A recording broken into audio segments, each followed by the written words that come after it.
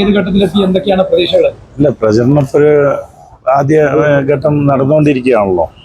ഔപചാരികമായ പ്രചരണം തുടങ്ങാൻ പോവുകയാണ്.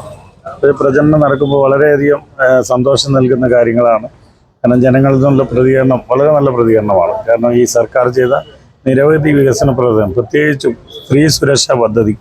ഇന്ന് രാവിലെ തോട്ടം മേഖലയിൽ പോകുമ്പോൾ തോട്ടം തൊഴിലാളികൾക്ക് ഇന്ന് വരെ ഗവൺമെൻറ്റിൽ നിന്ന് നേരിട്ട് ഈ കൂലി ഗവൺമെൻറ് നിയന്ത്രിക്കുന്ന സ്വാധീനം ചെലുത്തി കൊടുക്കുന്നതല്ലാതെ വേറൊരു അഡീഷണൽ വരുമാനം തോട്ടം തൊഴിലാളികൾക്ക് കിട്ടിയതാണ് സ്ത്രീ സുരക്ഷാ പദ്ധതി. അത് വളരെ സന്തോഷമായിട്ട് അവരെല്ലാവരും ആ മേഖലയിൽ സ്വീകരിച്ചിട്ടുണ്ട്. അപ്പോൾ നിരവധി കാര്യങ്ങൾ ഇതുപോലെ ചെയ്ത ഗവൺമെൻറ്റിന് ഉള്ള അംഗീകാരമായിരിക്കും ഈ തെരഞ്ഞെടുപ്പ്. അതുകൊണ്ട് 100% വിജയപ്രതീക്ഷയാണ്.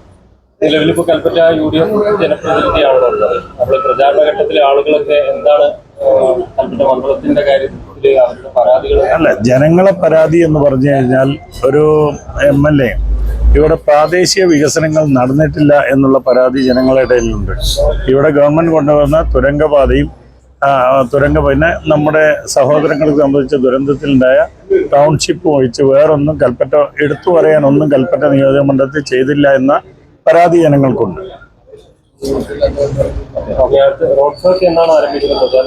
ഇല്ല, നാളെ കൺവെൻഷനാണ്. നാളെ 10 മണിക്ക് ചന്ദ്രഗിരി ഓഡിറ്റോറിയം.